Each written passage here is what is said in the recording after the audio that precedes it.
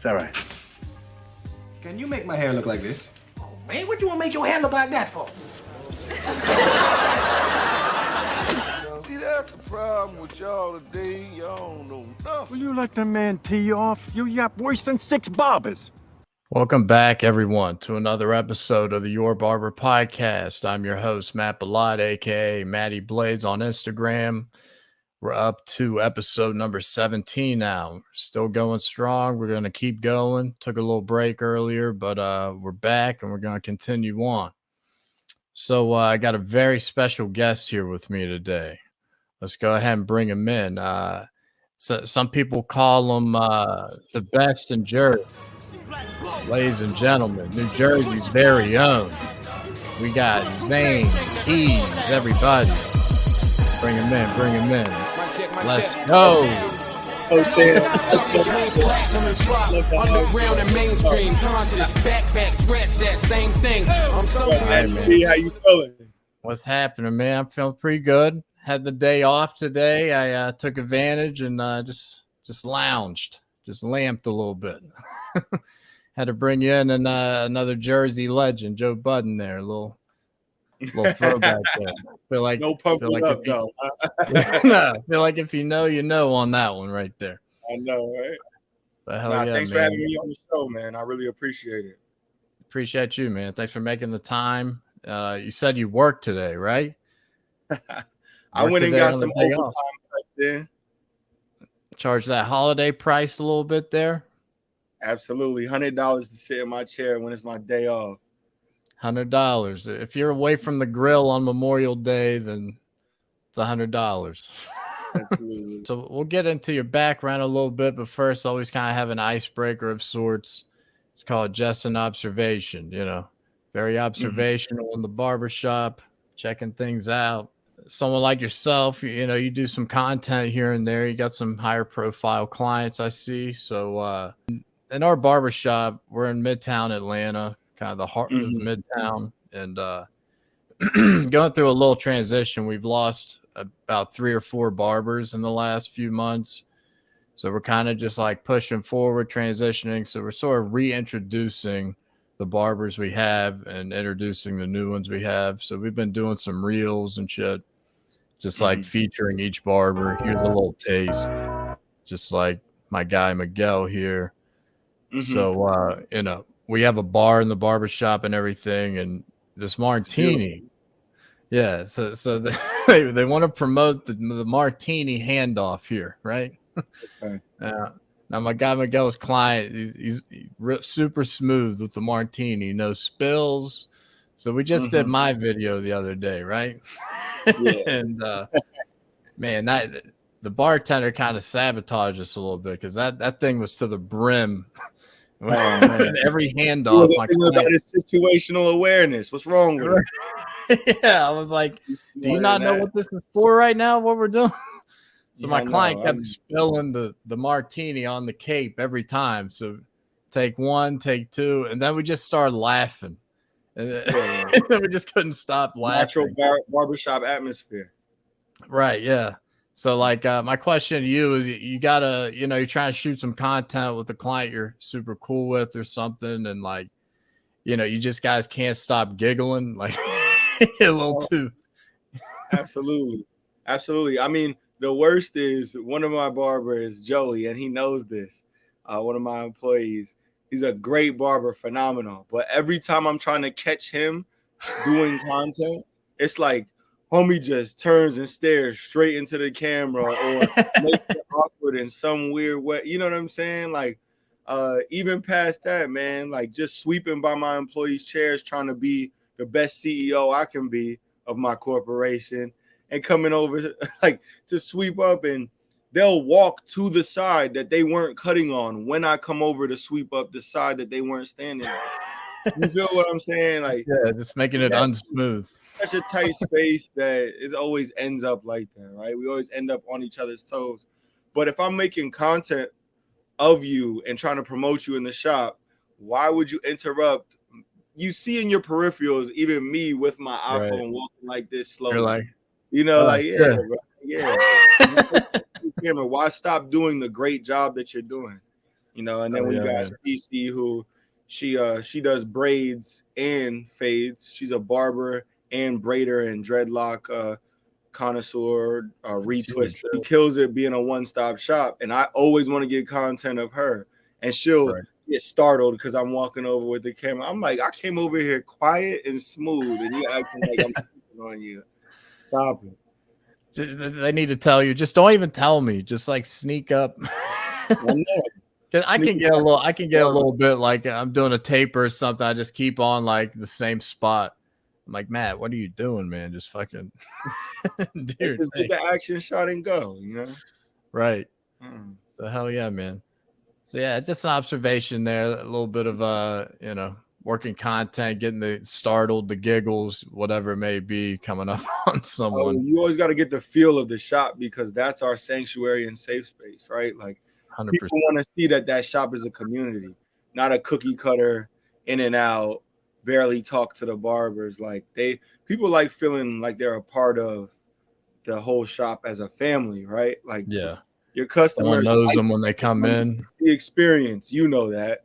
It's the experience. Your whole shop is beautiful, high end, serves alcohol, like, you know, complimentary or not. It's like cool. Like this is a part of the experience. And as soon as you come down the stairs, the standard set.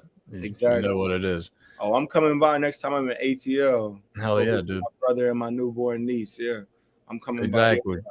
So yeah, that we don't really know each other. So how we got introduced was your brother. There was a little shindig at my house where your brother and his family came over. You know, I made my wings a little bit, and we just kind of kicked it. And I started running my yap about my podcast a little bit. And he's like, "My brother's a barber," and I'm like, "Oh, really?" Yeah. He's like, "Yeah, he's a barber in New Jersey." Da da da. He said, "You got shout out on the Joe Budden podcast." I'm like, "Dude, I've been rocking with the Joe Budden podcast since like 2014." Fading your beard, that went into fading your beard and like that. I didn't do it. Shout out to my guy Zane and Montclair. Shout out Jersey. They love me out here in Jersey. Yo, hold on. At Montclair. Montclair. Calling right now. Why'd I say that like that? Montclair. I know, right? You know why? I found out one of my OG barbers cuts him like in his rotation of barbers. So he's like, Montclair, like, where is it? So I thought he was digging at me and I was kind of hurt, right? But then I found out, okay, like my OG was like, nah, I'll be cutting him sometimes. That's why he's probably wondering, like, what shop is he at? Like, where, you know, because he's a little older of a generation. I just turned 30. Yeah, he's in his late 30s or early 40s, I think. So yeah, but Ish, he be talking shit anyway. Right, that's Ish's job. Now, Big Zane, what we doing? Yeah, what we doing? Big Zane. I'll be all around. So you got a face stylist. We were laughing about that. Next time I cut Ian on a house call, man, we were dying about that. Like face stylist, like Joe's very quick-witted, very quick. Oh yeah, dude, I love it. But like, let me hit my face stylist real quick. Exactly. But Ian's my client, the master investor. He works with the Earn Your Leisure brothers, Rashad and Troy. Yeah, they're amazing. I can't wait to meet them. Supposedly, I'm going to meet them later this year. I love to cut them sometime, but nah, Ian done showed me that love and, like, you know, treats me as these celebs should treat us, right? It's like pay you your dollar for and your value for the house call services, or he comes to the shop. You know what I'm saying? Not to put his business out there, but it's nice to come across people who are very just polite and personable, man. That's right. With celebs that act like that, because I done had a few. Yeah, I might name drop on this podcast. But talk your shit, man. I'm not mad. From your town, man. One of them's from your town. That's all I'm gonna say. Shit. I ain't gonna say his name. Dude, I just drove by Rick Ross's house the other day. I didn't even know he had a house in Atlanta. Yeah, that's his big mansion. That's the one that he's always talking about. Yeah, I didn't even know that, dude. Yeah. We went to some graduation that was like just right around the corner neighborhood, and like my wife sent me a picture. It said Rick Ross's house. I'm like, oh shit! It just looked like meadows, like just it was like a golf course. Yeah. And while I was driving by it, I was like, I almost forgot. I was like, oh shit, there it is. Like it was just this huge estate, huge field. You can't almost see the house. It's so far away. Right. But so anytime, that's the fear with cutting like any kind of celebrity of any sort, right? You're always like, this guy's gonna be a dickhead, he's gonna hi-hat me or whatever. And it's usually they're just super cool and chill, and they don't even want their spot blown up really. Like in our shop, a lot of movies are shot there. So I mean, there's directors, actors, producers, anyone in that industry always stopping through because they take over our parking lot where our customers park. So by default, they're in there. That's dope as hell, though. Oh yeah, it's cool. You kind of get the down low on what's coming up in the following year and stuff. My town is like that, but my shop ain't been in movies. I need to come rock with you some more. Yeah, some of that luck dusted off on me. You know what I'm saying? There you go. Yeah, I always hit them with the dot card. Like, hey, keep me in mind. Short on set, that's my price. Right. Yeah, you're union, dude. You get a nice little chunk there, and you might do like 6 haircuts a day or something tops. Yeah, just a little clean. I've been dwelling on if I should join the union or not. That's something that comes up with me and my barbers, what they want to do for their future, etc. It's like, how's that work, like independently like that? I don't even know. The only time I've heard of a barber union is just through, Well, you would join. It's like a cosmetology version of a union, and I think it's the New York one that reaches all the way to Philadelphia, to Pennsylvania. But my OG Kenny Duncan, he's like a prime example of that because I believe he's in one. But he's like, you're already doing what you're striving for. So yes, you can already set your price and negotiate your stuff. He's like, but then there's a benefit as well, and there's a down to it. It's like you do have to go by, the rates that they negotiate for you, and those could be lower than the rates that you choose to charge. But there's a win-lose in both sides of it, right? You get much more exposure and access if you're next up in line to be for any of those jobs, right? And you're keyed into those jobs. I think certain places like Netflix only works with union barbers and stylists. So it's like you can find your way into certain places, but then other places are shielded by you not being in the union, Yeah, that sounds about right from what I've heard too. So yeah, it's super interesting, man. Something I might luck my way into. Who knows? And it's just like half the haircuts you see in these movies sometimes, dude. You're like, what is going on right now? There was a stylist on set who did the fade on somebody, and it looks like one of these bum ass haircuts on these soccer players from Italy, Spain, like just some sort of like Cristiano Ronaldo. Yeah. Woo, that fade for the last decade. Like it just started being clean. Yeah. And I know sometimes they don't like a crazy blurry fade, but you could have made it like that wasn't things you can do on purpose. That was you not knowing what you're doing. Yeah. I hate to judge someone else's art, and it's all situational sometimes. No, you don't. Every time I'm always gonna look. Yeah, I'm always peeping for sure. But you tell somebody, like you just told me. Right. It's just like sometimes it's just like they don't have the right people for the right people either. You know what I mean?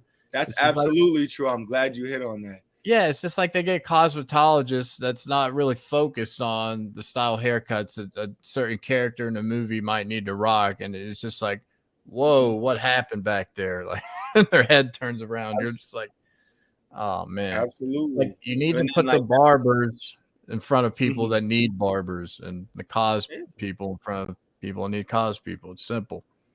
Exactly. And like an example of that is Haley Bailey, one of the twins who just was the Little Mermaid. It's like, we just saw it yesterday, dude. Finally, yeah. And did you like the movie? It was good. Yeah, my daughter loved it too. We had to sit in about. the first row. It was brutal. We went with someone else, and they're like, "You guys better book it now. There's only 2 seats left in the front row." And I'm just like, "Oh, babe, no, you already bought it." Oh no, the AMC. I don't know how you can look into a camera right now. That's what I'm saying. Like, it's not a TV screen right there. It's a let's go blind real quick screen. But she was saying that that's the first time she felt that comfortable on set because they put the proper, like, not only did they have people of color like working on her, they had people who knew what they were doing with the faux locks that they put in her hair. Exactly. And it's like, you know, a couple of my clients are actors and they just like come back from being on set like, yo, I had to have something clean and this dude jacked up my hairline, or this, that, or this woman did who I knew she was a stylist and she don't really do that, but she acted so confident and she pushed my corners back. And, you know, Yeah. I'm not putting it on it, like, as a barber, you should be capable of servicing anybody who walks into your business, right? So it's like, whether you're a barber, you're a female barber, you know, you're of any other ethnicity or nationality, it's like you should be able to service all different hair textures. And that's where I get pissed off in this industry, is like, just like you said, have somebody who can work on this person's hair, or can at least represent them by knowing their hairstyle, etc. Right. And when they get that jacked up haircut, they're stuck to that haircut for the rest of the movie because you just got to maintain it. So it's just a brutal. Yeah, and more bad filming. Yeah. That's kind of what we're focusing on in our shop, it seems, with the new era, because we're just not hiring anyone that can walk and chew gum. That's one of the very first things we focus on. Like, can you cut all hair types, black, white, Latino, Asian, like, because that's important. Exactly. We don't want to, you know, send anyone back out when there's only one person available and you happen to be the one that can't cut Asian hair or something. I know, right? So I'm dealing with that. And I was going to ask you, do you train any barbers at all and like put extra time into building them up? I'm not the owner. I'm still at the employee level, which I'm fine with. I'm still in year 1 of living in this city and being in the shop. It'll be a year in July. Yeah, my wife's in academia, so it's moved us around a lot. She's a Spanish professor, so it's just been like 3 years. I build up, bam, we got moved to the next city. 3 years, build up. It's every 3 years. This professional with your craft and super skilled, you could cut your ass off. I've seen your cuts. Like, yeah, it humbles you. Your trade takes you anywhere in the world, man. No doubt. So that's the beautiful thing. The shit that we do, we're tradesmen. You know what I'm saying? Like, we go back to ancient times in the bazaars in ancient Egypt. Like, you had a skill in the trade, you were at that next tier of society. You know what I'm saying? No doubt. It should be respected that way too. Exactly. No doubt. So let's go ahead and just dive right into your background. So Zane Keys, where were you born, number one? I was born in Seattle, Washington, a little West Seattle, Coast Washington. action, Pacific Northwest. Yeah. So you've been around the block a little bit. Popped around coast to coast. Yeah. Little time in Colorado as a kid, and then raised in Montclair, New Jersey. So from 6th grade and on, this is where I call home. And this is actually where I have my shop as well. So Montclair is me through and through. I went to Rutgers University, which is in New Brunswick, New Jersey. That's about 50 minutes south of here.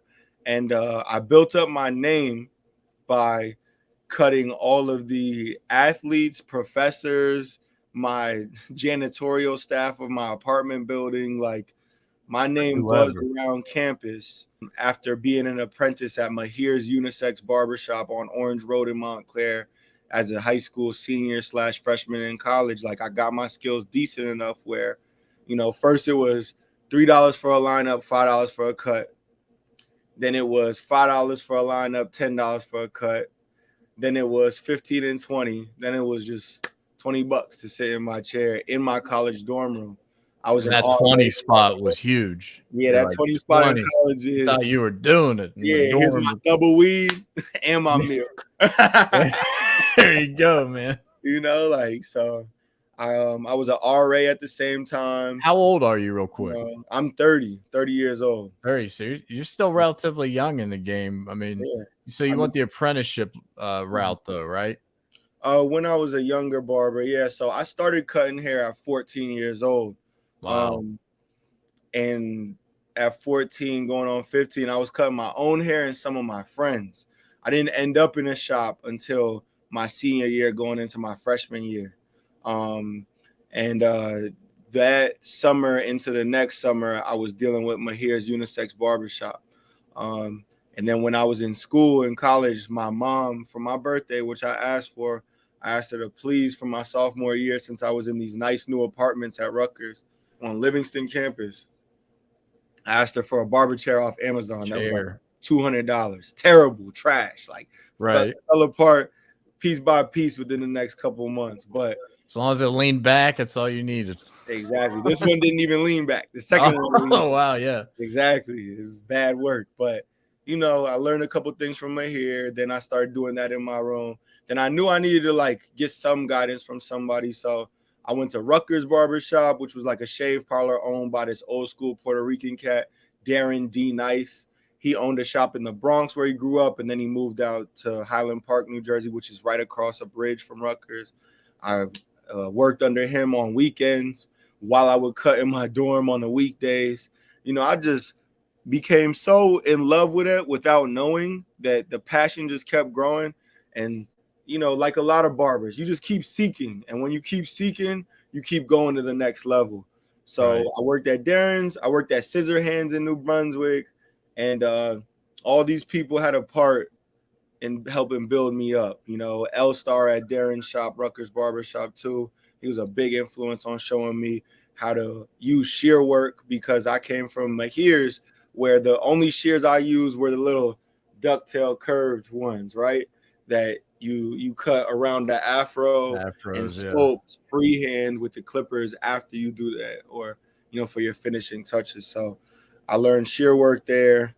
And then me getting licensed and actually getting in the game was like a master's for me, because I did my 4 or 5 years, you know, your extra summer classes, graduated college. And I was like, Mom, I'm not going to work for JB Hunt with this initial offer of $55K a year. I'm going to go get my cosmetology license so that within a couple years, I'll have the experience practicing license, which is a 3-year license that has to be in all barbershops in New Jersey. And then I can own my own business and operate it. And she was like, why are you doing this? Yeah. You know, after everything that I built up, she was just worried. She believed in me. Of course. You know, my mom ended up helping me with some of that, like, but it's just, she absolutely was worried. Like, I just put you and helped you with college all these years, and now you're gonna be a barber. What the fuck? Why are we doing this, Zane? Those were her exact words. So shout out to Tammy. She believed in me. She helped me with the process, but she was absolutely worried.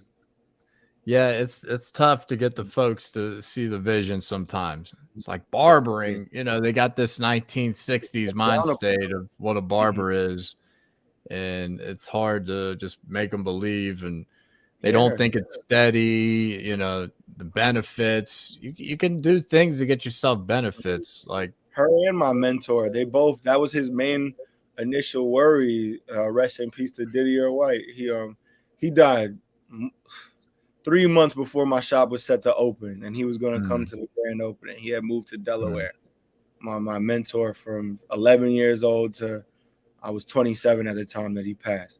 But he was just like, I don't like it unless you own. I go, I'm gonna own my own shop. He's like, all right, boy, like, let me see you do that, you know. And I fulfilled the prophecy, so I know he's proud. And I talked to his wife the other day, and she said she was proud. But I got licensed and got my cosmetology license at a Votech, Piscataway Votech, right after college, 2016, 17. So like you just decided to go that route instead of, was there any barber school options? Yes, but they're way more expensive than Votech's. Really? Votech was $4,600 because I lived in the county at that time in Middlesex County, which is where Piscataway is, and that's where my college was. So I went to their Votech, which is their own high school. That's literally 2 blocks behind where I lived in my dorm. Yeah. It's crazy. So you could how it was set up, man. So I went and started that summer going into fall, a little early in August, and man, we got to it as soon as I graduated. I helped a former NFL player, Tim Wright, who went to Rutgers with me, who I was connected with all the football players I cut, open his shop. I was actually the consultant because I had worked in so many shops, even not being licensed, and helped create and do the marketing for them, make their Yelp pages, their Google businesses, like help them become modern for the times of 2009 to 2000, 15 at that time. It's just like I knew the ins and outs of barbershops. Tim could cut. Me and him would cut in our dorm rooms in college. We were like competitive with each other until he graduated. He's a little older than me.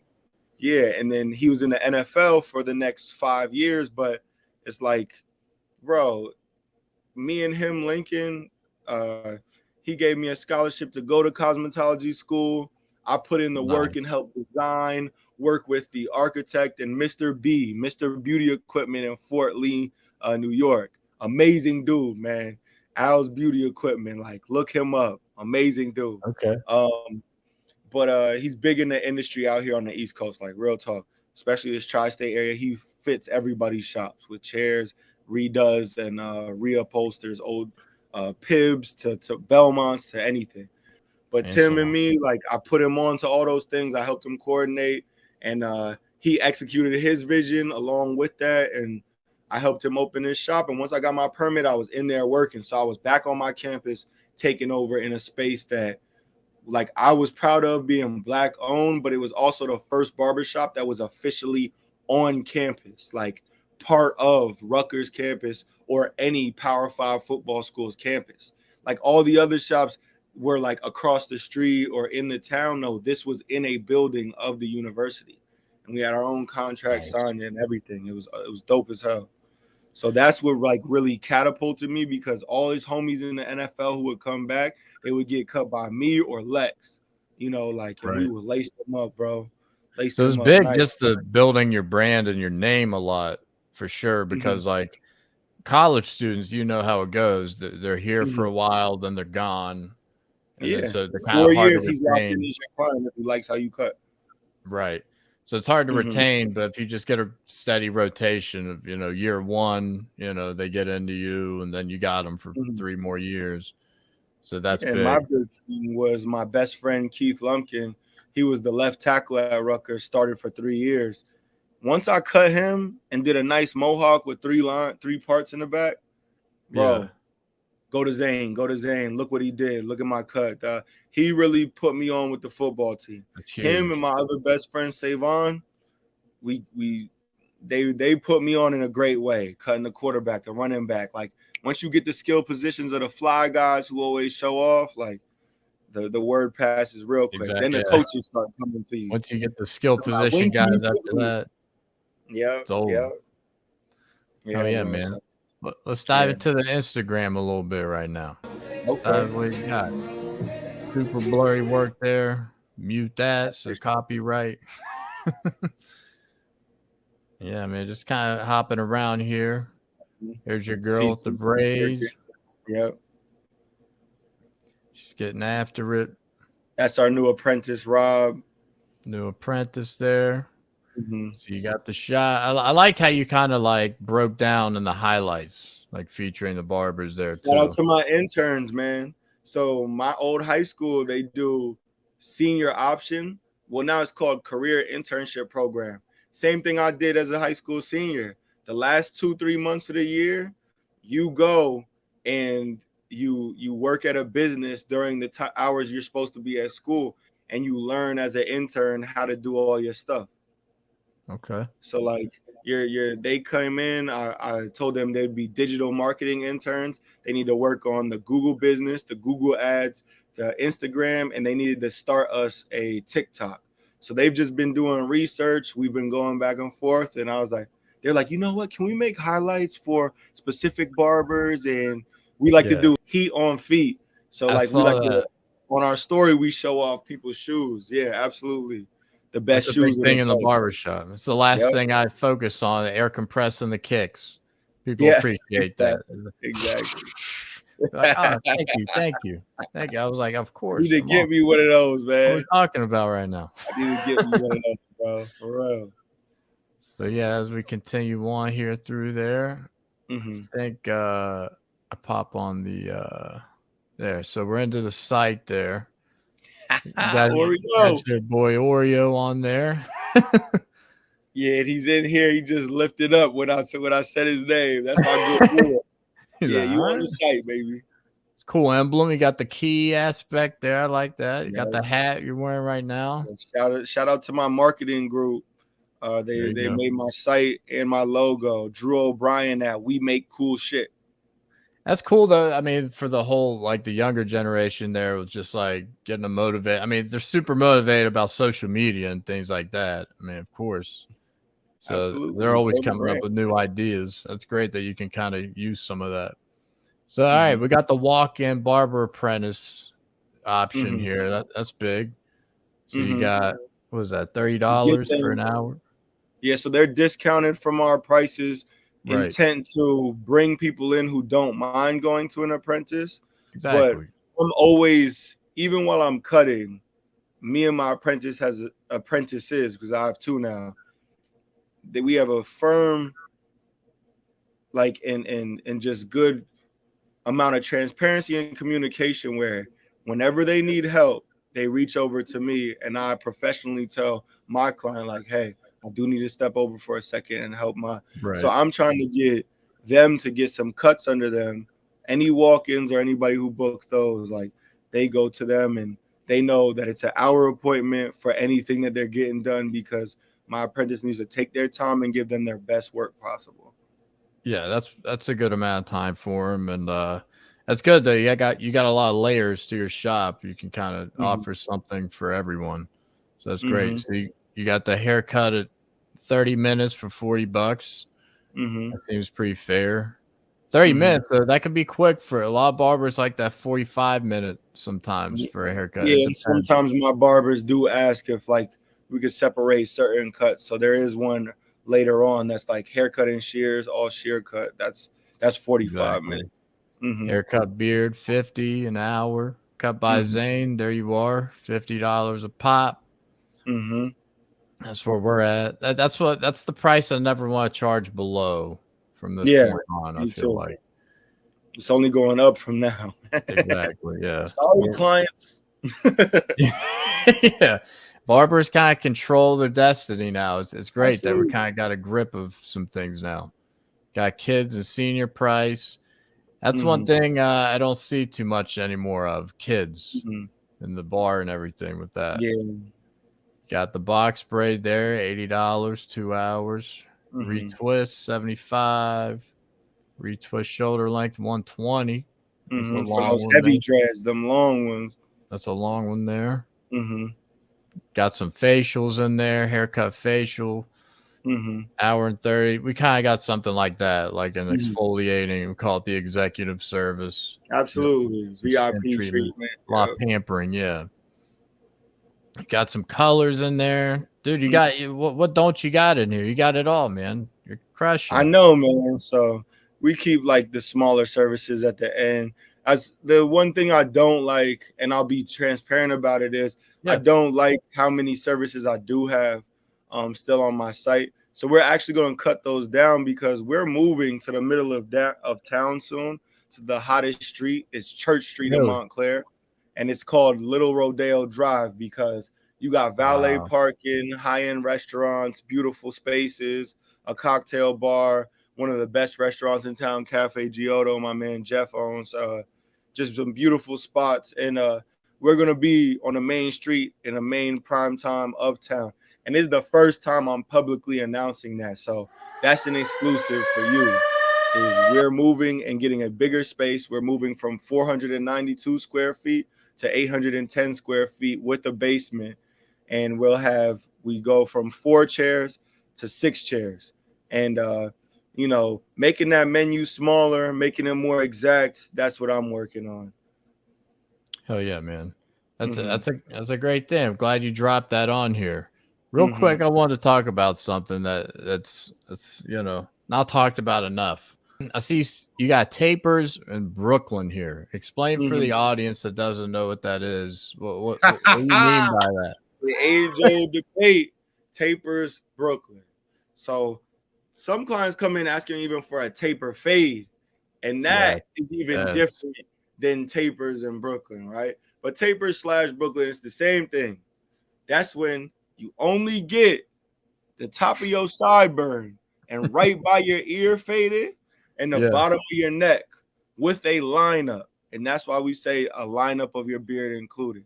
Not a beard fade, not a big beard sculpt, any of that. It's line, so shaping tape is what it's called. Right. Now say they want like a 1.5 fade with that. That's not included. Yeah, that's a haircut. That's a haircut. But and for my barbers, it's the same price as that, but it's not going to include a beard lineup because that's haircut and beard, right? I'd say that's fair. $40 for 30 minutes. More because I'm cut by Zane. I'm $10 more. Right. Yeah, the whole terminology. Sometimes like people from New York, some Miami, they got different terminology. Oh yeah, like in Miami, they call it like a full taper or something like that. Like some people just say tape. Some people say tape when they're referring to a lineup, and you're like, all right, let me specify. Let me dive deeper here. What you're saying. Only one I don't do is that double hairline shit. You ever seen that? People get the double lineup. Say, fuck yeah, no. Or like J.R. Smith threw that a few years back.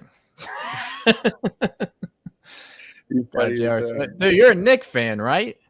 Absolutely. Oh, Big dude, time. my guy. Let's go. I abandoned my Supersonics when they moved. Right, yeah. Plus, you don't want to support that Kevin Durant guy. We're talking next level. We're talking next level psycho. Come to the Knicks. We made it past where he got. Let's transition. I'm joking. I want to cut you one day, Kevin. Don't get mad at me. I was just playing. Man, he just needs to go to Baldy. Kyrie grew up a town over from me in West Orange. I still haven't cut you, but I cut both your best friends, and you know who I cut. So why haven't I cut you yet? Ree, I love you. I believe in you. Come get a haircut. Stop playing. Man, don't talk to these psychopaths, man.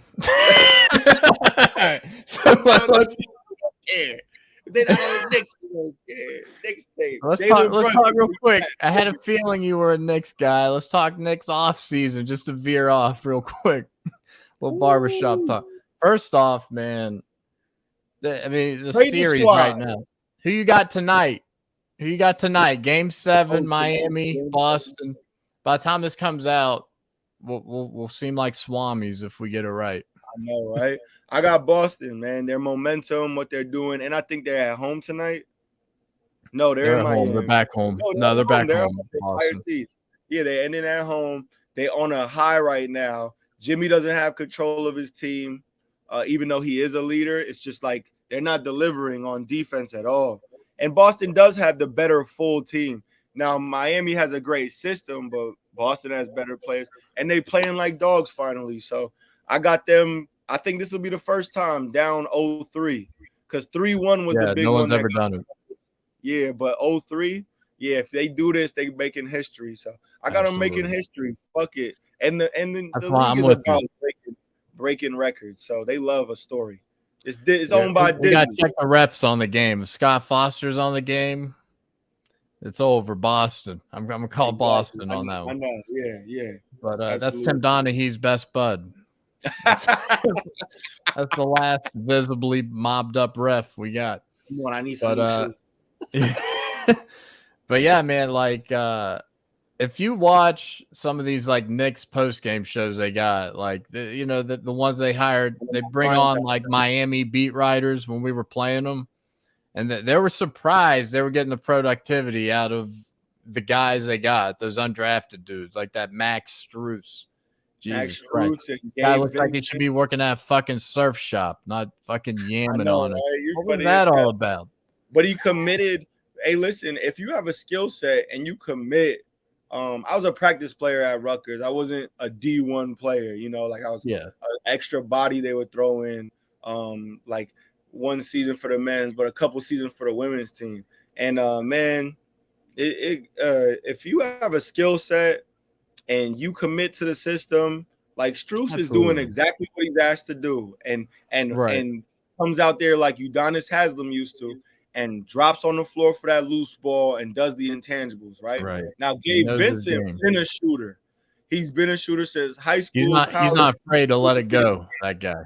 Yeah, exactly. And if you got a short-term memory in this game, like that's the best thing for you. So I was a hooper. Like I've been waiting for the other shoe to drop with these guys because even the reporters for the Heat are like, they didn't play this well in the regular season, so we're kind of getting a lot out of them right now.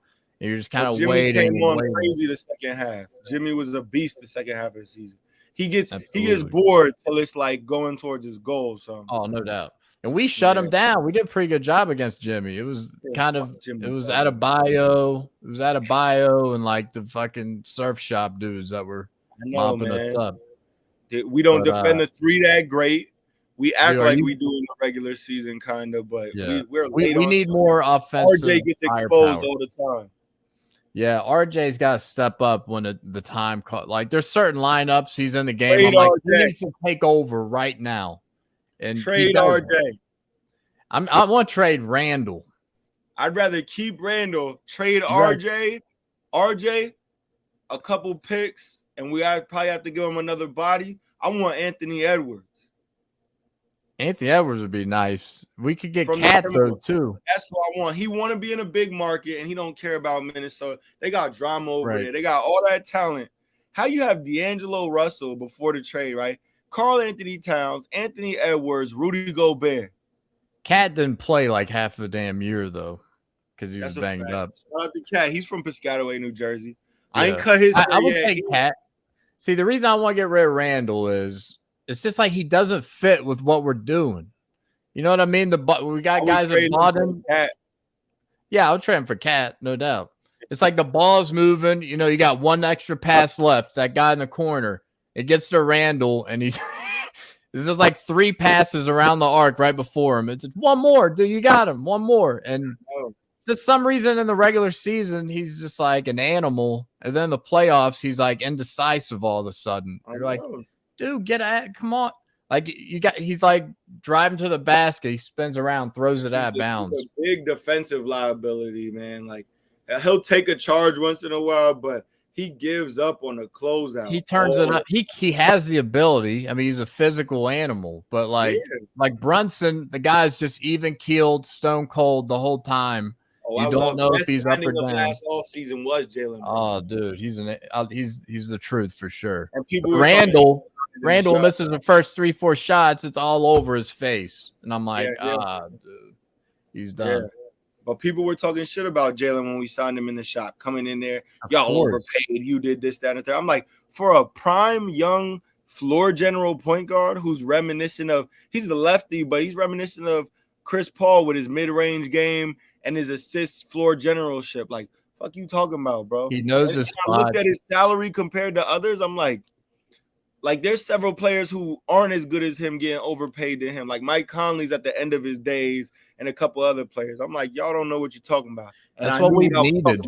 That's what we needed the last 5+ years, a point guard who's a true leader and that can do a little bit of everything. And it's just the thing. Like, I remember there was a game earlier in the year. He got hurt like the second possession. I think we were playing Miami. And he was visibly hurt, and he came back in the game and played the rest of the game, and he was out like 3 games after that. And I was like, that told me right there, he's letting the guys know I'm here to play. I'm here to earn it right here. And that's when I'm like, this guy's the real deal, 100%. Yeah. So hell yeah, man. Transitioning out of the Knicks. We could go off on a tangent about the Knicks for a minute. Every day. That's awesome, man. So we're talking real quick about just you working on your day off and everything. What's your opinion on taking days off? I know you got the shop. It seems like you got to work double the amount, triple the amount when you got the shop going. But, you think it's important to take a day off? Are you cool with your employees taking the time? Or do you think you should earn it while you're here and while you got it going, keep it running? I absolutely believe in taking days off. I believe in mental health days as well. Me and my staff, they're all on contract with me. There are stipulations in that contract, even with them being, independent contractors. It's like within that contract, you have to stick to the schedule. If you're a full-time barber for me, of 40 hours a week minimum, right? And then to be full-time, and then stick to whatever schedule we choose for you, right? Like, and we come to an agreement on. But it's like a lot of my full-time barbers, we have 4 chairs. There's 3 of us, me, Cece, and Joey. We're all full-time. And we work the full 6 days, Monday through Saturday. And Monday, Monday through Friday, we're in there 10 to 7 or 10 to 8. You know, I get there 9:30 to 8:30 every night, just being the owner operator. So I'm putting these big hours in at a younger age to be able to only work 3 or 4 days a week later, like within the next couple of years when I get to the goals I want to accomplish and the revenue stream that I want my next location to generate, which, you know, we shooting for $1 million a year in revenue. I want to do salon numbers with my barbershop. I want to have the best team in all of Jersey and all of the nation, probably. You know, I'm out here trying to create the dopest space to appease people. But it's like take those days off, mental health days, or schedule out. I tell them 2 weeks ahead of time, let me know what day you taking off. And you know, Monday through Wednesday is never a problem. You know, Tuesday, Wednesday are our slower days. Tuesday's been our most historically slow day. But real talk, on a Thursday through Saturday, I absolutely need 2 weeks notice of it. But it's just like, if y'all need some extra time, I have you here working 6 days a week. Y'all are generating great income. Take time for yourself. Now, working on days off, like today, me going in on Memorial Day, that's cool and all. But my clients need to take care of me if I'm going to come in on that day. You know, there are very few holidays I come in and I just leave my book open and say, hey, I'm working that day on a shorter schedule and it's regular prices. But if I'm coming in on Christmas Eve or New Year's Eve, when I'm supposed to be getting ready to be around friends, family, and loved ones and missing that time, just like you want overtime at your job from your corporation, you know what I'm saying? Or that Christmas bonus. That's my bonus. And I'm still putting manual labor in. You feel what I'm saying? So absolutely. Charge your value on what you're worth. I charge $100 to come in early or after my shift, right? If you want to keep me there, this is how much it costs, dog. You know, but no doubt. If you've earned that right. You've earned that right. I appreciate it. It's just like, you know, you charge what you feel your value is, right? And I ain't telling everybody to do my exact numbers. There's barbers who charge $350 a house call.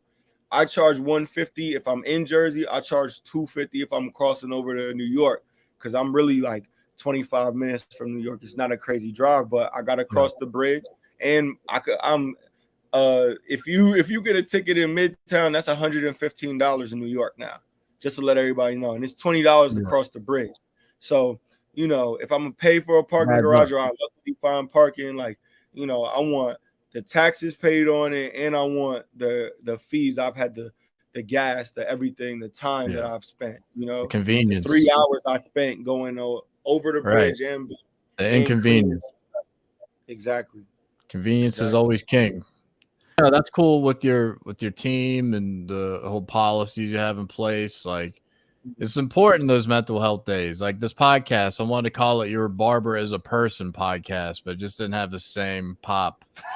So a little long, but it gets the point. That's kind of what I want to touch on a lot with this podcast. Just talk about you know, taking care of yourself, making sure that you reflected on all the hard work. I mean, you're going hard right now because you're opening up the new spot and you know, you're trying to be a leader, just like our boy Brunson. But that's fair. That's what I've noticed lately a lot too. Like Tuesday's got to be the slowest day across the board in this industry. It's like everyone takes off Mondays. It should be starting taking off Tuesdays. Monday's underrated. I work Monday. That's a fact. Yo, Monday is like a Friday. The people you missed over the weekend want to come in and the working professionals want to be sharp for work all week. The real ones just start the week with a little bit of confidence. YBPs, they won't be fresh for all their meetings they have on Tuesday, Wednesday. Right. Yeah, it puts a little pep in your step to start the week, so you don't have a case of the Mondays there. It's absolutely get right, get this money, get fresh back early. I'm all about hard work ethic, man. Speaking of hard work ethic, look at this guy this morning hitting it in. What's going on here, man? Funny as hell, man. Getting it in this morning, son. Get my slow ass over there, man. This is like my first day back. You're putting in work. Man. You got me looking crazy, man. You're putting in work, son. My fat ass in the gym trying to lose them pounds. Hey, man. It's COVID did a number on a lot of us, man. We're trying to get. I'm still trying to get back. I weighed in at 186 today. And it took me like 3 years to get out of the 190s. I feel like it's been brutal. So, yeah, I want to talk a little. Yeah, no, dude, just the fluctuation. I got down to like the lowest I got down. Dude, I weighed 207 at the height of like my heaviest during COVID. So I got down to like 190, and I just could not get below that forever. So I'm starting to. I understand. It's the intermittent fasting. I was 235 and I got to 199. Yeah. I got to 199 and I just couldn't anything below that. And I was a little shredded. I had my abs coming back. I was running every day. I was boxing. You know, it's been 2 months right now. That was my first day back. You want to put this shit up. But nah, man. No, dude, that's good. We talk about that. I feel you, bro. During the shutdown, it was like, man, as a barber, I'm not taking care of myself. I actually, you know, wanted to touch on that when you were talking about days off, taking care of yourself as a barber. I have a herniated disc at my C4 in my neck, you know, from all the years being younger and leaning over haircuts. That's why getting that chair was so important in the dorm, or else you would have been worse, probably. That's a fact. It's a fucking fact. But I put to have a mat around your chair, that's one. 2, to have good soles in your shoes. I wear a lot of New Balance. They're the most comfortable shoes I work in, man. New Balance, bro. I swear to God. Those and Hokas.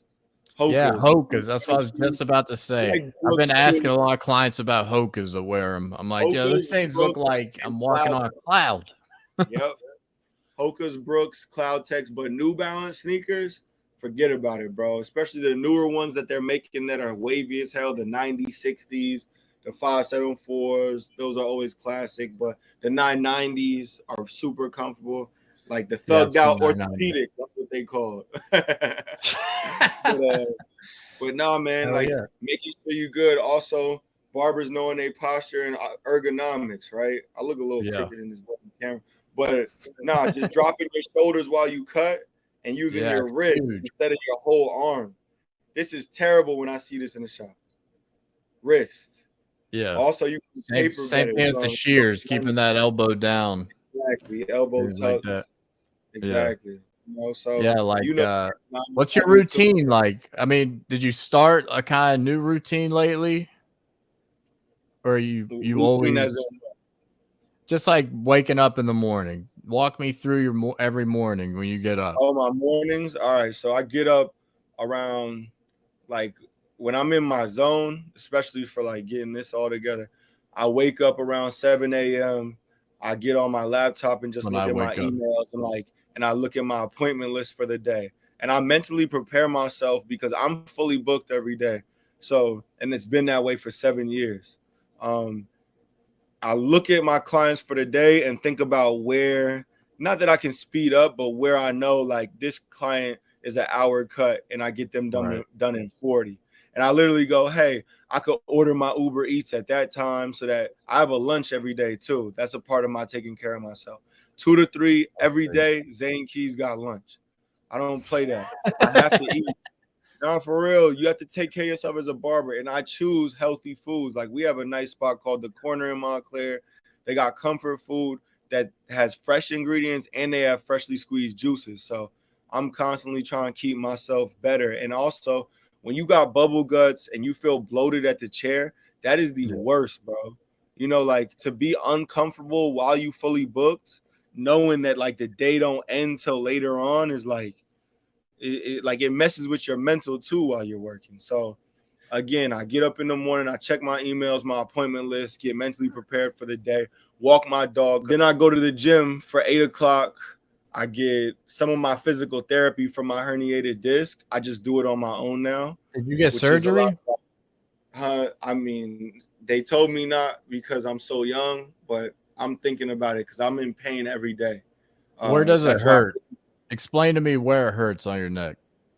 Okay, so right now it's on my right hand side, and you can actually feel the swelling around the disc.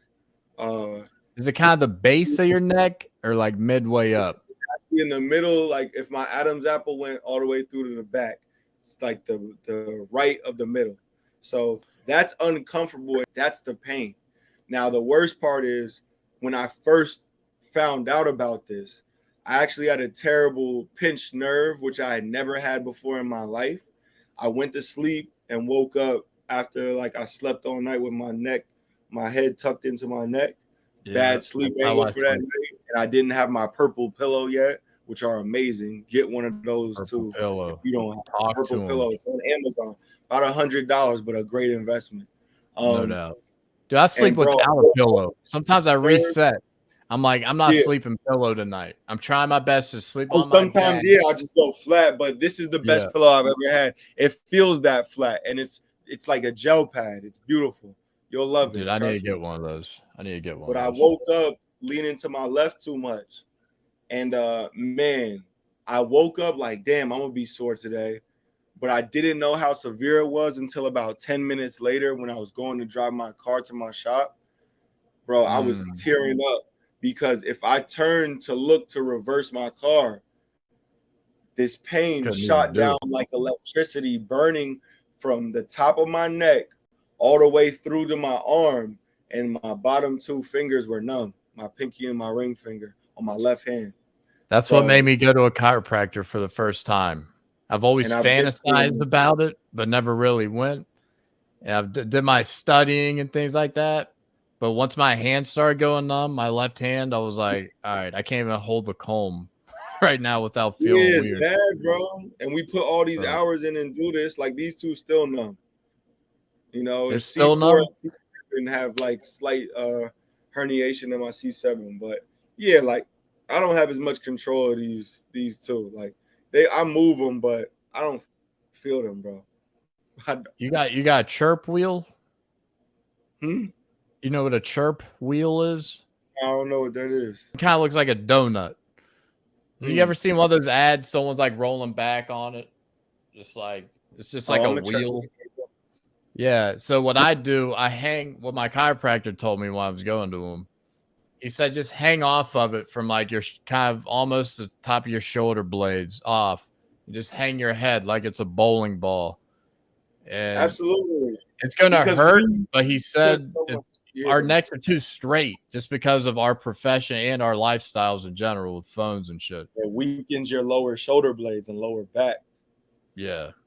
So like I've just been focused a lot more on just like you said, posture, shoulders down, and just because I had a toe injury. I cut my toe off right after I graduated high school with the lawnmower. So like I've been off kilter for a while, like overcompensating. And I'm so sorry to hear that, bro. It was just another chip to the shoulder, man. Just another chip to the shoulder made me better. Like I did that P90X. That was hot back then. Coming out for that, and I got in the best shape of my life. That's what I'm talking about. Boxing. I did the tough man in front of my whole town. First fight of the night, got knocked out in front of everybody. So just like more chips to the shoulder. I'm haymakers for hope. I hope that don't happen to me. You're gonna do that? Yeah, bro. I'm trying, bro. I'm trying to get set up. That's why I did. I don't have the nose for it either, man. I got deviated septum. My nose was bleeding. Like I get jabbed a couple times. It's like there it goes. There it goes. Yeah, it is what it is. But no, boxing workouts are the best shit ever, dude. You're getting sore in places you never knew you could, and so you getting into boxing makes me worry for you just because of our hands. Like you fucking break a hand or something off that pinky bone, that pinky knuckle. I'm on my phone. I'm boxing. And I'm cutting all day. Like I'm overusing my hands way too much. Get one of those massage guns, dude. Just hit your palm, that area right there. There it is. I have one. This right here for me is the spot. Right there. I'm always hitting that spot. Mine's the thumb. That's what I'm saying. That thumb band kind of that way and that way. Just is always I'm always hitting that thing. Absolutely. Nah, man, it's just boxing's so therapeutic for me, man. That's why, like, I stuck to it. I started learning in 2017. I'm not no pro or even no amateur. I just enjoy the training of it.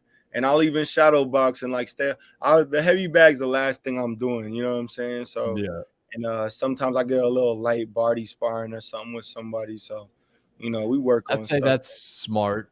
Yeah, Yeah, stay away from that heavy bag.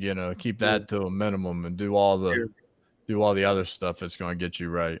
But I wanted to tell you, What's no up? matter your injury, bro, you got something in common with another legendary person. You and Deion Sanders with your toe. You know what I'm saying? Like y'all are legendary out here. So know that you got some good company being told. I think he's got less than me. I got like a nub. Way less than you, but I'm you still out here like a rock star, bro. Don't let Yeah, that. man, I'm trying. But yeah, when I bring that up, people are like, "What the fuck?" I'm like, "Yeah, that's like your worst nightmare with a long one." Oh, dude, yeah. It's honestly one of the best things that could have happened to me. It just like developed a whole new work ethic. Yeah. I was just like, damn, I wish I cut my toe off like before high school started. What a dark, cryptic ass. Right? I know why people talk to you. But no, it all happened the way, it was kind of God's plan and everything, how that happened, man. Yeah, bro. Everything worked out. As it is. No doubt. So let's kind of balancing, because you're go right now, right? And I'm doing another episode right after ours with my best friend. I'm going to get really reflective about it. Like, dude, it sounds like for me, since the time you started with the clipper in your hand, that you've just been pedal to the floor, go, right? Mm-hmm. I mean, COVID may have been a decent time. You kind of got to step back for a second, right? Yeah. But, I mean, have you had the time to just kind of, I mean, you're booked out. You're very successful. You're doing well. Like, have you taken the time to just like look back over the last decade and like, wow, like it's been a ride. This is crazy. Absolutely. And, but like my biggest drive is just my mother and not being like my father. Like, I don't really want to get too detailed into that, but fair enough. Fine. I'll just say, like, not being like my father, who, left the household at 3 years old and never checked in on your boy, basically left you for dead. It's like the mother I had and the way she cultivated me and raised me, that was enough motivation for me to take life more serious. And I love being busy with the fact that I had a single parent and, I didn't always have an after school care place wherever we moved. So some places I took care of myself before and after school due to her work schedule. Yeah. When she became a supervisor, a manager, whatever. Yeah, latchkey kid, right? Exactly. I was a latchkey kid. So, like growing up like that, it's kind of cliche to some of us who grew up like that, but it definitely put that drive into me and made me just constantly want to be on going working. Like, I didn't like being by yourself in the house. That shit sucks. So I love the socializing in the barbershop or being outside, right? So part of my rest is, hey man, opening my shop made me a 6-figure earner. So I book a trip 3 months out all the time. So that's my rewarding to myself and, getting my puppy. Unfortunately, I don't have my first dog that I ever had anymore. Oh, dude. Rest in peace, Levi. But how old was he? Without getting too deep into it, because that's something I've just been, dude. I know it's gonna kill me. He didn't pass while he was with me. I just say that because he's with my ex-girlfriend.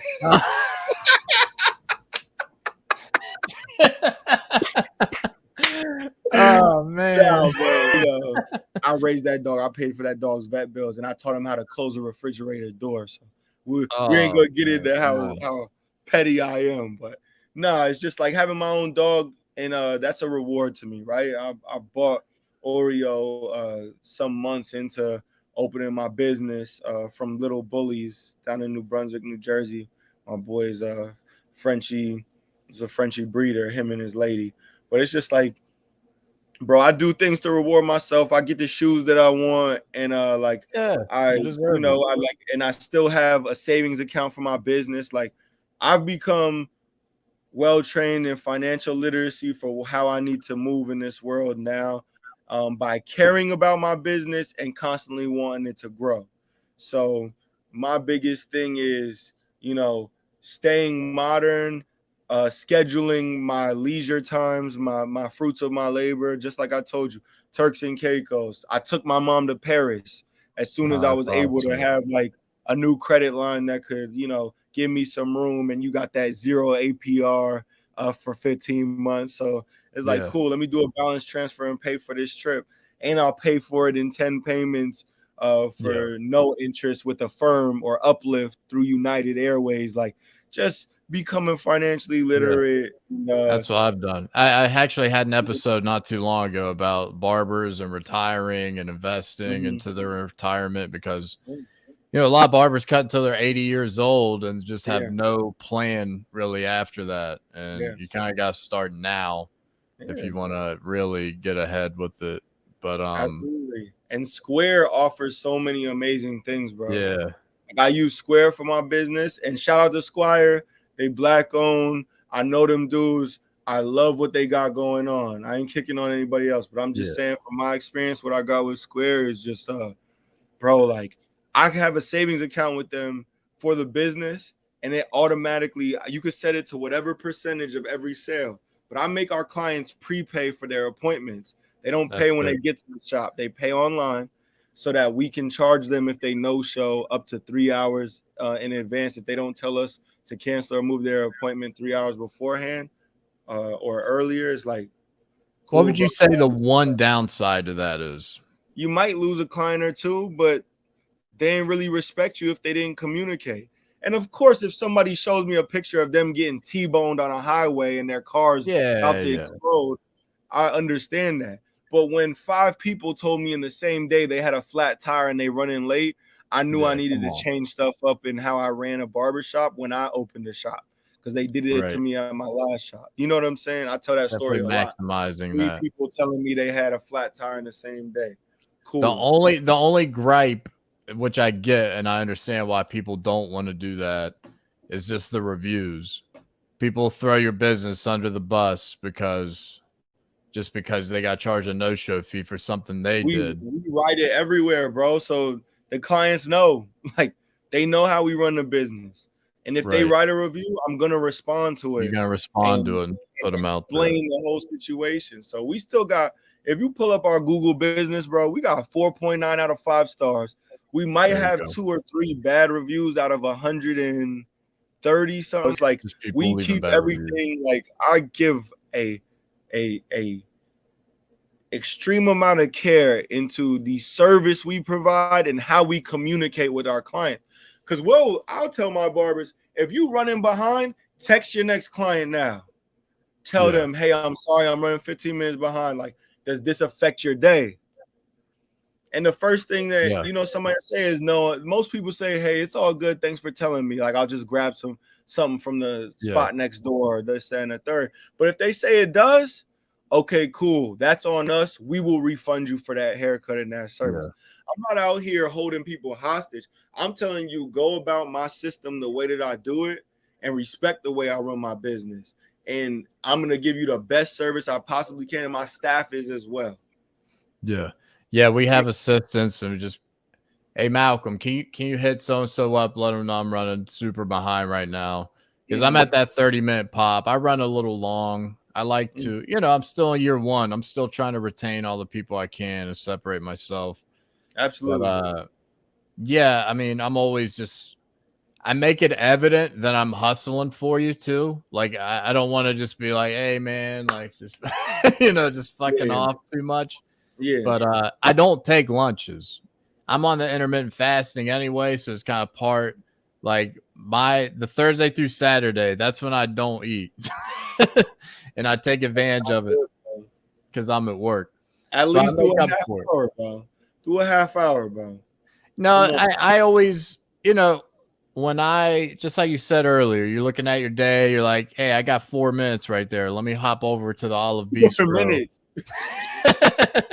Yo, you supposed to be an example for these young barbers right now. And you sitting here telling me the wrong shit, bro. Put that lunch break. No, the example I'm trying to say is just like, work hard and show that you're working hard.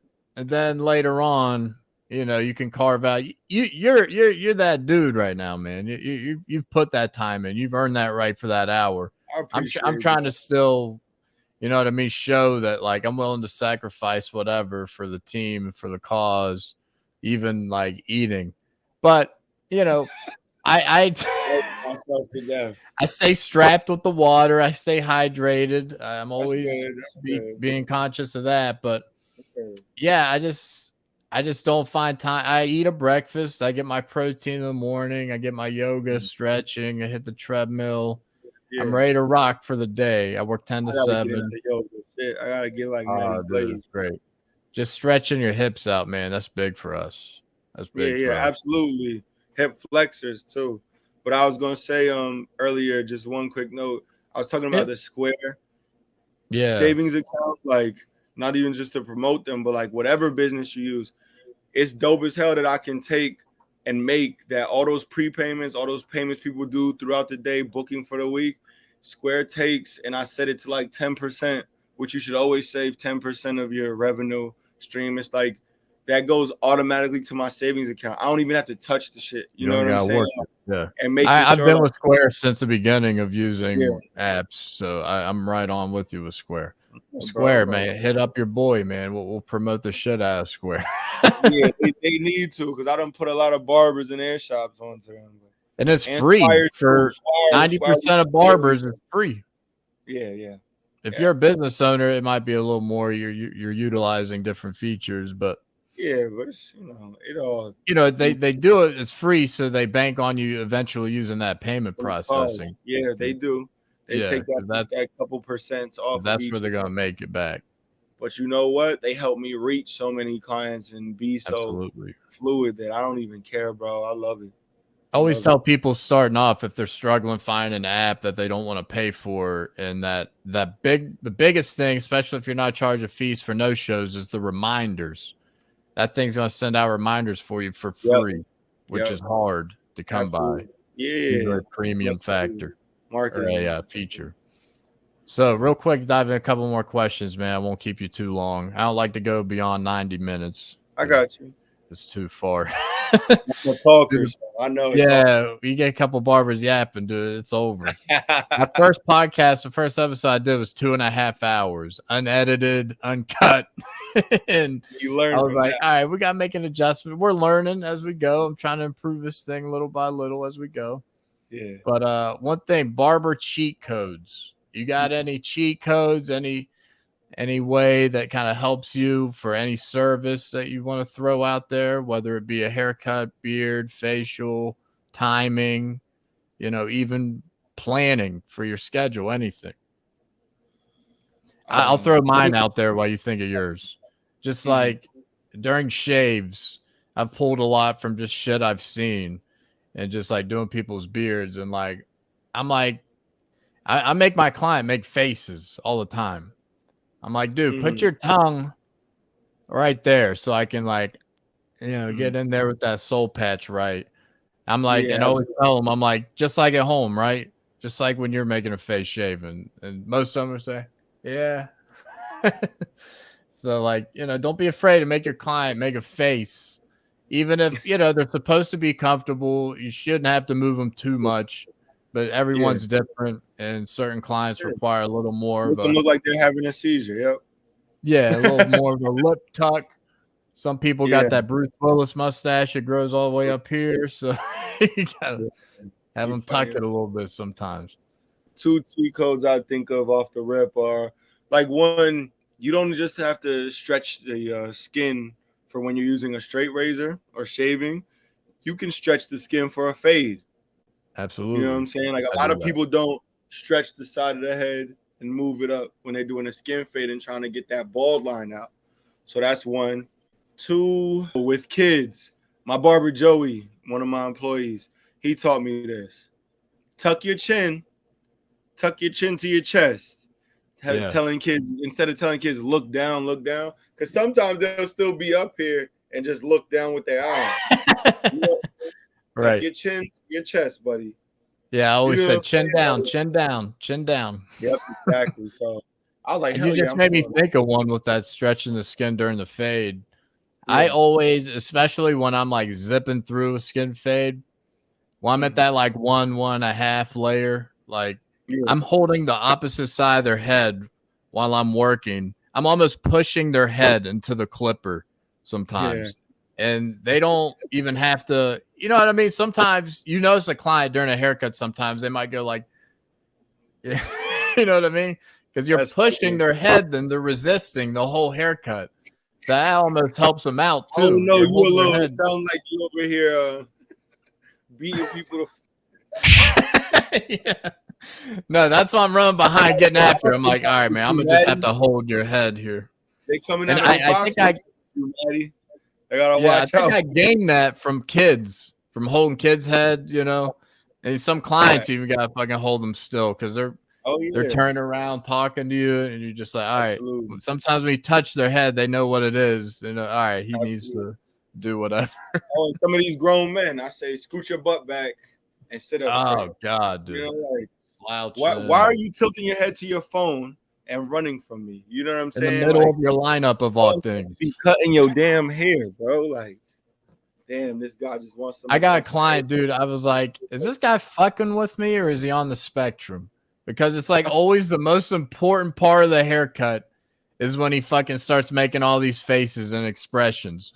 Oh, I'm like, man. Dude, I'm hitting the corner of your lineup, and that's when he's always scrunching up his forehead. I'm like, dude, relax. Just hold still. I hear you. I'm too nice, though, man. I'm too nice. Some clients are hard, but we learn our tricks of the trade and how to deal with different people, right? So diving in real quick, you got a couple more high-profile clients. You got DJ Akedemics here. Yes, sir. So, why does Ak look so pissed, friend? He don't want. He's just tired. I've been cutting Ak since 2016 or 15. We actually went to Rutgers together. That was the. Oh, he went to Rutgers. That's cool. Yeah. He was DJ Akedemics at Rutgers. He actually hosted parties. So that's where that comes from. Yeah, dance parties. Like, it's big in the Black community, especially with fraternities and sororities, like on campus, to have all these big functioning parties. So, like, he was DJing a lot of those. He was connected with a lot of DJs, and it's funny. He was doing like recap highlight videos of parties. And if your girl was dancing on somebody that they probably shouldn't have been dancing, like just funny stuff. So you've been trolling for a long time, bro. He's the king of tracking someone down, dude. When when Takeoff got murdered, like he like found the dude that did it. Went through, he's like, oh, there's that dude and that guy's story. It's like he capitalizes on, but people capitalizes on it. But people love talking, bro, for free too. It's crazy out here. People make OnlyFans for free too. I don't know why they do that, but. Ak has been. I don't really love what he does all the time, and he knows this, right? But you started with him on the Daily Struggle days. Yeah, so that's where I actually got my next big exposure after like all the athletes at Rutgers, right? I ended up working in my senior year, and being the barber on set for the Everyday Struggle show because Ak brought me onto there and got me hired by Complex. So I always give Ak all of the respect and all the gratitude, bro. Thank you so much because he put me on, man. I ended up meeting and becoming like little brother, big brother with Wayno. Wayno's down in ATL now. He's with Quality Control. He was on Everyday Struggle and had his own podcast with Amazon Music. Wayno's dope as hell. He's an A&R and a manager and all. He used to be on Everyday Struggle with Ak. Nadeska, met Trinidad James on there before. I cut 21 Savage because of Ak. How was cutting 21 real quick? Someone else told me he was a dick. Someone said that? Someone said that to me. No comment. All right, fair enough. That's all I need to hear, man. No comment. Ak put me on his podcast to cut 21 before that. And bro, it's just like he stuck up for me and got me paid, bro. That was paying my rent as a post-grad in cosmetology school too. Like, that's huge. A kid just trying to survive, and like that show. How old were you? You were 25 or so when that was going on? Yeah, 25. No, 23. Dude, 23, you had 2 feet in the door already, not even a foot. That's what I'm Dude, saying. So I you're owe doing that great, to Wayno and Ack, man. They really put me on. Like Ack first, and then Wayno helped me out. Hell yeah, man. Yeah, bro. So just like being in this game in different ways, I mean, you don't even have to do any kind of silly shit on Instagram, but I mean you're having fun, man. You're in your element, doing your thing here, getting after it. You got this. Warming up that the Warming herniated what? disc there, son. But speaking of Instagram, do you have any kind of like algorithm tips other than like the main ones that everyone knows? Something obscure that we've never heard? I'm not really great at it because I've gained like 1,000 followers since college, bro. Like that's about it. Like Well, you I got your get- team working on it. You got the young guns kind of coming up with new Yeah. shit. So I have high engagement with all of my followers. Now I got 6,000 followers, but I got some heavy hitters in my following list who were blue check before you paid for it. You know what I'm Right. saying? Like, Yeah. and I'll say that my tips with that is show your haircuts and show your personality, right? Yeah. So I also will post my dog or post me boxing or They want to get to know you. To see, yeah, exactly. They want to know you and feel like we besties too. And I am besties with a lot of my clients. Some of them they don't know that we're not, but I act like it. That's how I play it. That's how I play Exactly. too. So you feel me, bro? Like Don't you get people you're like, wow, I feel special. Like I feel like you did something special. And I'm just like, nah, do I do this with everyone? And then they're just like, oh, absolutely. all We're not going out for beers after this. We're not. right. Yeah.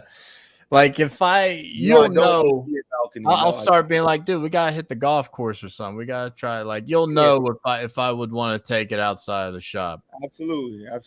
Yeah, some people you fake the funk a little bit more than you need to. I know what you mean. Hell yeah, man. I just show your personality, bro, and then the rest follows. Like people get tired of just seeing haircuts over and over. They want to see. Like I put up my daily routine the other day. I showed the yoga. I was putting the time up. I was like, all right, 7, meditate, 7:10, yoga, 7:25, treadmill, 7:30, shower. And then I fast forward to when I'm like driving by Mercedes Benz after dropping off my daughter, trying to whip across town. I got 10 minutes to get across town. Just like showing.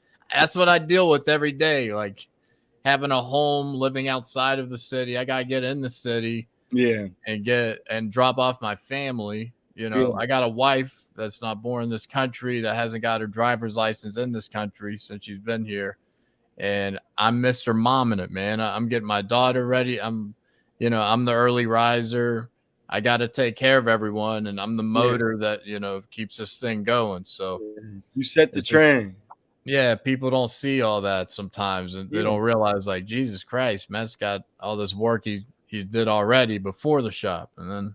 Well, that's where I look up to you at, because everybody asks me like, "What's your goal? What's your end goal?" and all that. Like, I have an undying confidence with my work ethic, and me knowing math, of getting Math's to. big, dude. I know, right? Like, but like, I know I'm gonna make $1 million or whatever eventually, right? I know I'm gonna take care of myself as long as I got these hands and feet. I pray to God like that nothing happens to them. Knock on wood. But like, I just want to like know that I want people to know when they ask me, "What's your goal? Like, what's your end goal? What do you want?" Like, I want to be a great father when the day comes. So you saying all that, and that's your routine, bro. That's where I look up to you. You've complimented me a lot. I want to be a great father one day. I want to get married. I want to have kids. And that's my biggest goal in life, is to know that love and protection, and that I cultivated a human being and made them feel safe and protected from me, which is something that somebody didn't give me in a fatherly figure, but absolutely as a mother. So I'd like to feel the way she feels about me for a child. And that's, all this barber shit, like cutting celebs like Teofimo Lopez, the Master Investor, Akedemics, Wayno, 21 Savage, Mohamed Sanu, who's on the Falcons. Like, Like a lot of them are real cool dudes, and it's dope. And I can put that, and I absolutely do it for a reason and market myself on my Instagram like that to help my shop and me grow.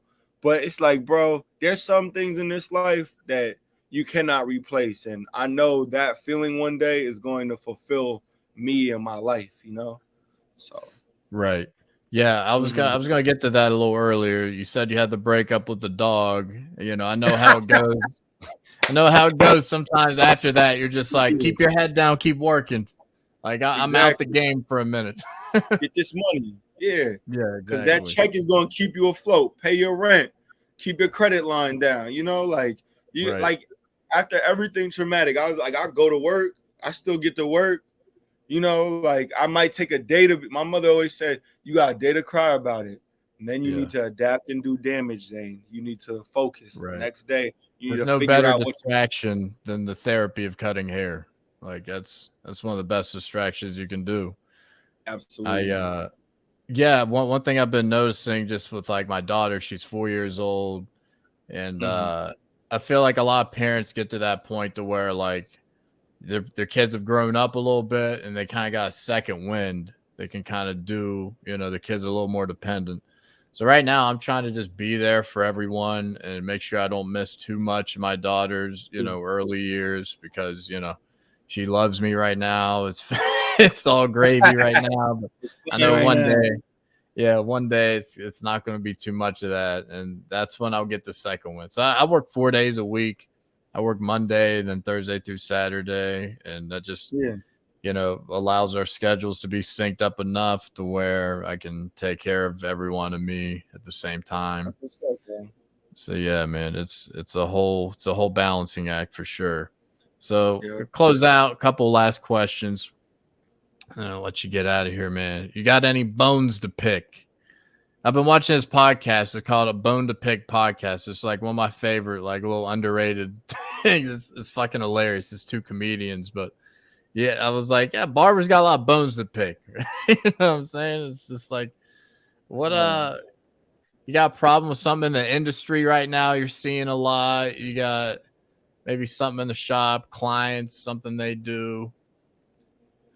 Oh man, barbers that smell like weed when they come to work. I got a fucking bone to pick with you, man. Like, like why people shouldn't be knowing, one, that you smacked at work, two, that you, like, even if it was alcohol smelling like that, like you're still operating in one of the, like, what, 7 industries where you allowed to touch the human body and get licensed to be able to do it.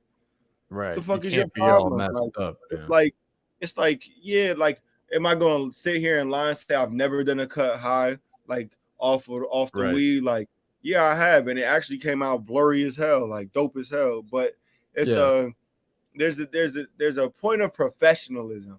Why would you come in smelling like dank and have, you know, you kids, their mom walk in, their dad walk in, looking at you crazy? Like, it's just disrespectful, not only to the shop owner, but to anybody else. So that's a strict rule I have in my shop. Don't ever smell like it. You know what I'm saying? I don't care what you do in your lifestyle. Don't ever smell like it. That's one thing in the barber industry, dude. A lot of guys partake. I partake. Everyone partakes. But, like, once you're in the shop, you got to be tip-top. You got to be ready to rock and perform. Consistent. My staff, I make sure that they all get to take it home $2K a week. That should be their goal, is making real money. And you know what's after that? Try to get to $3K a week. You know what I'm saying? Like, I want everybody to eat. I'm not a barbershop owner. I tell them all when I hire them. I say, if you want to open your own shop, cool. I could be a partner with you if I see that you do good business. And I always give out a investment opportunity if like we have a good conversation and rapport with each other. But also, yo, if you need any help or questions answered regardless, I hope you can accomplish your dream. Because guess what? If my employees start opening their own businesses, that shows that I helped them get there. They were able to get to the next level with me.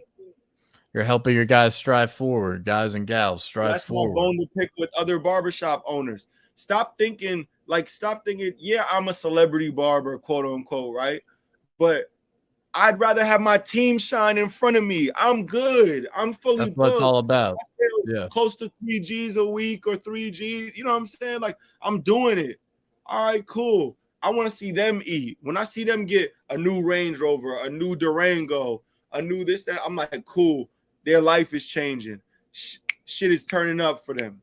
They're able to get to a next level. I'm happy as hell. You know what I'm saying? Like, and I just like that fulfills me. So if you're a barbershop owner who gets jealous of your employee shining, that's where my bone is.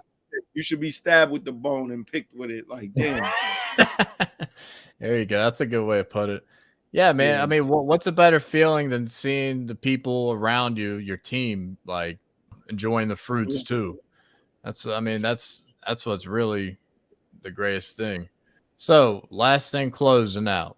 You got what's the next progression for you? You say you got the shop. Yeah, it's gonna be another Key Cuts. We're actually moving, so we'll be closing up where we're at. It's gonna be the shop, it's just moving. Yep, moving. And my next progression, man, my big goal with my specific career is I want to be on set, on movies, man. I'd like to have a contract again, like I was Complex, like coming in a couple times a week for like Good Morning America or something, and just like making real bread off of like doing 2 cuts a morning, you know what I'm saying? And and having a contract with, so then I don't even have to worry about some other overheads. You feel me? Like that will take care of a lot of things in itself. So that's what I'm focused on. You ever thought about getting an assistant? Assistant for me? Yeah. Oh man, that's what my interns. Yeah, you got the interns, so they do a lot. They help a lot with that. Who said that? I didn't hear what you said. What did you say? I said free labor. Oh yeah, yeah. Okay, so yeah, you got some help in that regard. I was just thinking about just automating things for you, and just if you automate things, that you can kind of focus on those other things of getting in that movie set and things like that. Yeah, well, once I build my 5 chairs up and build my barbers up, we're gonna get there. You know what I'm saying? Like we're gonna get there. And my chair will always be in my shop, but then I'll be able to step out and do other things. I got Cece's my assistant manager, and she's doing a hell of a job, and we getting ready for this bigger team, baby. So there's 5 of us now. 2 of the apprentices share a chair. One's like Tuesdays and Saturdays. The other one's Wednesday through Friday. So, like, and then it's the 3 of us full-timers. So hopefully those 2 get good enough in the next 4 or 5 months that I can put them on their own, and they can take the walk-ins and have some clients that already come to them, and they'll really start eating. They'll build. Yeah. It's all coming together for you, man. You just had the shop for how long? It'll be 3 years that I signed the lease in October, but we opened January 11th. So I haven't even operated this shop like since the opening for a full 3 years, but we're growing, we're expanding, and people want to work for me, which I feel blessed enough to, hey, I've done a good enough job where people believe in me as a boss. And I used to like hate that term. I'm like, I'm not your shop owner. I'm not your boss. Like, you're one of my team members. We're a team. But then I had to realize, like, people start to overstep boundaries with that. And, I do need to affirm, hey, you're working for and with me, and you need to understand the standards we have here. These are the contracts that you sign. This is how you have to behave. If you cross any of these things or mess with your schedule in these ways, this is the first thing that we got to take from you. Then this is the next thing that we got to take from you. You could go down. Everybody has a 90-day period in the contract. It's the first 90 days. It's like, okay, we'll see if you fit with the team. After 90 days, all right, cool. You're an actual team member. You know what I'm saying? Like, that's a good policy. I set these things in stone to be. Sorry, man. Oreo's an attention whore, and I guess I'm talking around him this whole damn time. Nah, you're fine, man. But nah, man. It's like, setting standards and then also giving people room to grow. Like, okay, you came in at this commission rate, but every year you up for evaluation of 1% to 2%, and you cap out at this being just a barber. If you want to be assistant manager or manager, this is where you can cap out at. So What's up? Are you going to work towards it, or are you just comfortable being here? Hell yeah, man. Well, Zane, I mean, you're doing all the right things, man. You carry yourself like a 30-year-old vet, and you're only 30 years old. So I appreciate that. It's incredible what you're doing. You're a boss. You're doing the real thing, but you seem super humble and super unselfish in a lot of ways. I appreciate that. You're still striving, man. So I want to close out. Appreciate you for coming on, my guy. You're doing a great job. Thank you, man. Don't be afraid to share the good word of the pod and your episode and everything like that. And we'll keep in touch, man. Who knows? We might have you on again for something, man. Yeah, and if you ever up here in Jersey, pull up. Let's go, Chad. Absolutely, man. Absolutely. Let's go, man. Take it easy, right, brother. Thanks for coming on.